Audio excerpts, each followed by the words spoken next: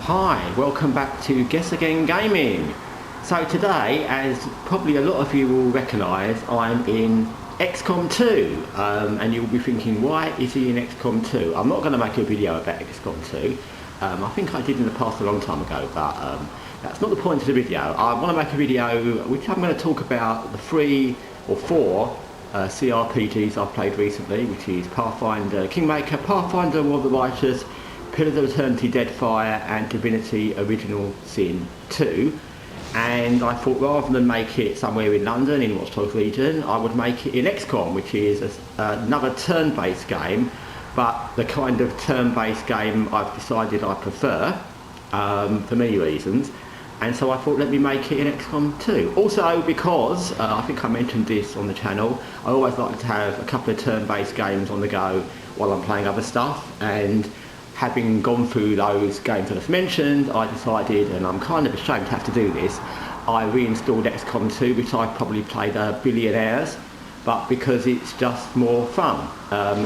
It's really annoying, as anyone played it will know at certain times, but it's just more fun generally. So you can do things. One of the points I made about those CRPG games, like this person here is a ranger, but she's got phantom, which means she can stealth, so she can go like all the way over there and still be involved, and if the others get discovered, she's not discovered. And I like those kind of mechanics in a game, whereas you have that mechanic in all those games I've mentioned, where everyone is in the same block and they all get discovered at the same time, and they're all open to the same kind of grenades or goo or liquid attacks because they're all in the same bit. Anyway, so thoughts on all 4 of those games, good and bad, and I'm trying to make this really long because I've probably said these things previously, but I wanted to put it all into one video. So just idly moving people around while I'm doing it. We're trying to rescue that guy.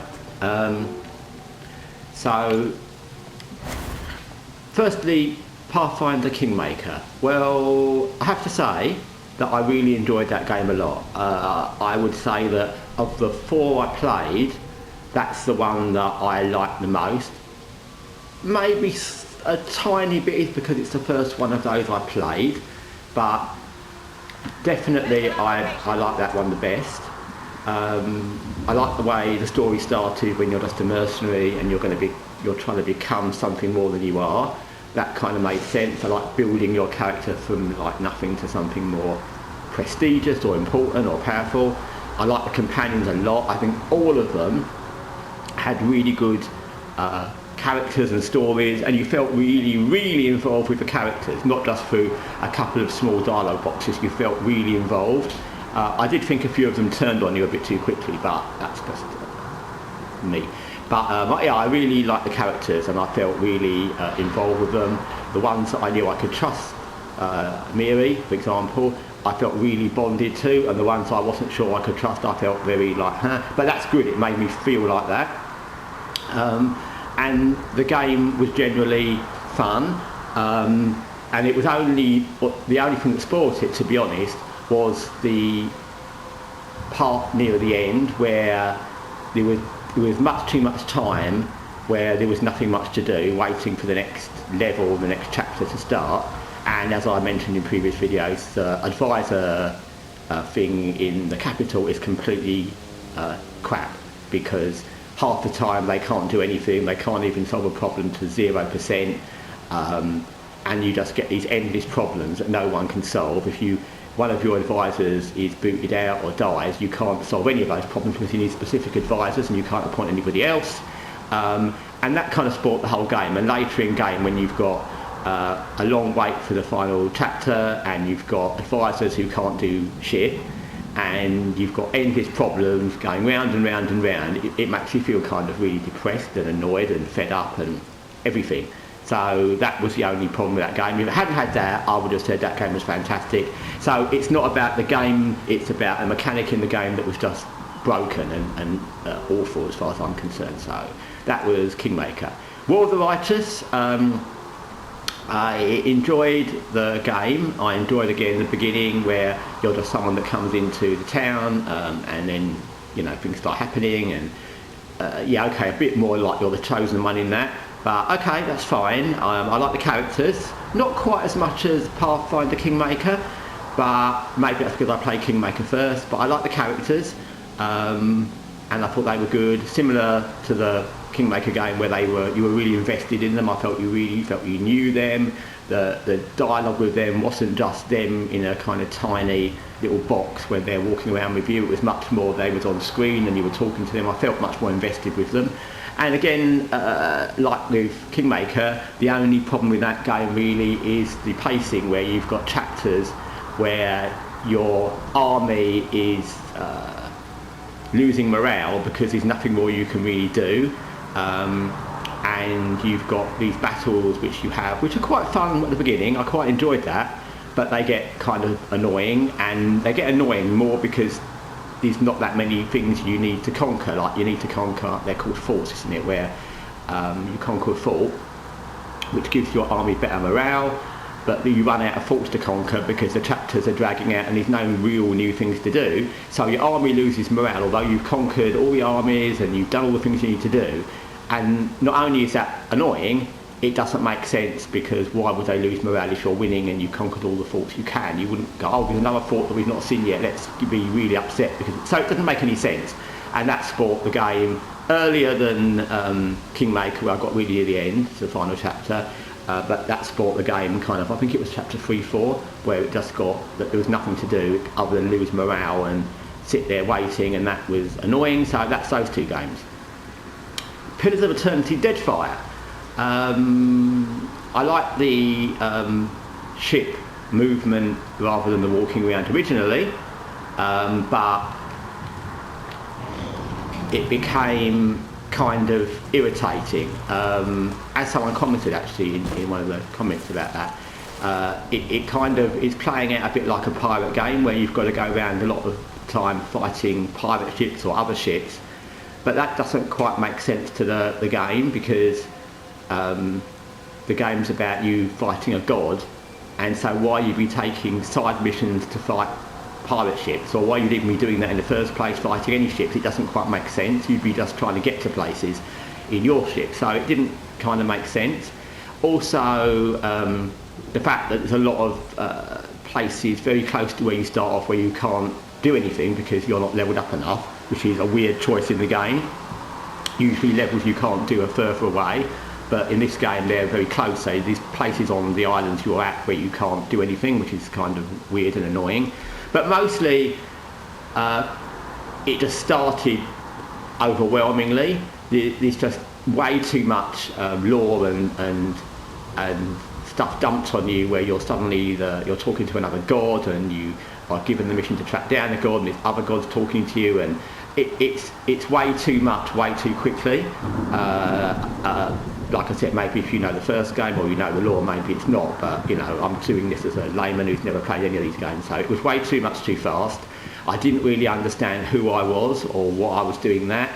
It didn't explain it well, and then you're kind of thrust into doing the mission without really knowing who you are. And the other companions were very much of a muchness. I didn't really feel I knew any of them. They made little dialogue options and things to say during the game, but I didn't feel that I knew any of them other than they were that one who was good with a bow, or that one was good with magic, or that one was good at healing, etc. So those were the things against that. And in the end I just realised I wasn't really enjoying it. And I think Divinity Original Sin, which is kind of different because you're running around actually the map in your group, not sort of walking around to find places, a different kind of game set up. I like the beginning a lot. I like the shipwreck thing and the fact that you're just a person on a ship and you've got your companions that you kind of get from the shipwreck. But it's similar. You've got that same little grouping of people where you run round and you can't separate them like with XCOM, as I said. There's lots of things in that game that are damaged areas. There's things on the ground which are poison and tar and all manner of things, and because of the way that it's done, they all get it because you can't really separate them very much, and you don't have the option before you get into a fight to move people around like XCOM. So that part's frustrating, even when you're walking around without being in a battle, it's hard sometimes not to walk into fire because all your silly companions are walking all over the place and some of them walk into poison and fire, even if you're trying not to. But that's not the main problem. Again, similar, I realised, although I liked the beginning, I didn't really feel any kind of connection with my character, and I didn't really know the other characters. They were just the lizard guy, what's he called, the Red Prince, the lizard guy, and there was a warrior guy and a elf magical rogue woman, but they weren't as impactful as the ones in Pathfinder, either Pathfinder. And I realised, as I said in the last video I made for that, which was only the second video, I was just reading the dialogue to get it out of the way, because it was, again, too much dialogue. And I think in a game with a lot of dialogue, and I come back to Pathfinder, if there's a lot of connection with your main character and the other characters, that can work. And in Pathfinder, for example, in Kingmaker, I was very invested in, let's just use Amelia because I remember her the best, because she was the most decent and the one I liked the most. All the dialogue with her, I was really interested. I really wanted to keep her with me. I wanted to do the things that she thought was right, because that was kind of what I thought was right. So I was really interested in the dialogue. But in Divinity and in Deadfire, I didn't really care about the dialogue because I didn't care about the characters. I didn't even care about my character. So the dialogue was just like, yeah, well, we could do that, but who cares? And it wasn't even dialogue that was that impactful, really. And as I didn't really know what was, especially with Deadfire, I didn't really know what was going on in the premise of the whole game, to be honest. That it was like, who cares? I don't really know why I'm doing this anyway, so it doesn't really matter what I say or do. And I realised I was doing that in Divinity. I realised that I was just reading through dialogue. I didn't really care about the dialogue. I didn't really care about the characters. Every time I went somewhere, without even trying, I'd walk into some tar or poison or fire, and every time an enemy turned up, they'd throw some tar or poison or fire or some other liquid that all my characters would get stuck in because they all stuck together, and I just realised I wasn't enjoying it, so I stopped. So out of all those games, I would say the Pathfinder games are the games that are the most developed, I think, with how the characters are and the interactions. But they have also the biggest flaw in the gameplay, where you've got this, both have a similar broken part where you can't progress with the advisor part and the chapters. I think the chapters don't serve either of the Pathfinder games well, because they just drag on, and I think that in almost all games I've ever played, actually, like XCOM, you decide when you want to do the final mission. You make the choice when you want to attack the black site, etc, etc. You decide when you want to put the skulljack on and get the codex thing. So you decide when to advance the story, and that works really well, because then you can be the right level you want to be, and you can decide when you've done the other things. It doesn't just mean turn-based games. It's in Cyberpunk, it's in The Witcher, it's in every other game, Dragon Age. So I think that chapter thing is a real problem in that game, because being badly paced, where you can't decide, if the chapters are really well paced and the chapters ended when you finished the last main mission, it would probably work okay, although I still wouldn't like that system.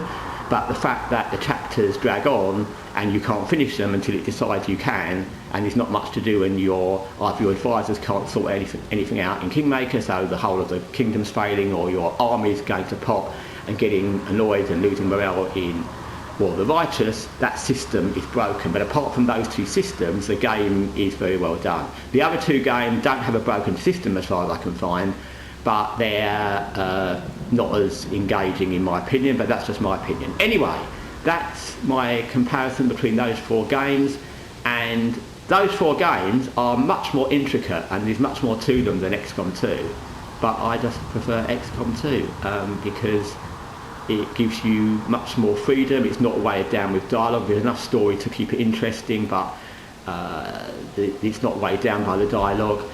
You can, as you know, and as I've just demonstrated, you can move your characters anywhere. You can have characters stealth. You can have characters in completely different places on the maps. They don't have to be involved in the main combat. You can send one character or two or three characters in different places to do different things. This works in Phantom Doctrine and other games as well. It's not just XCOM 2. And I just prefer that kind of turn-based game. Anyway, thanks for watching Guessagaingaming. Till next time, take care for now.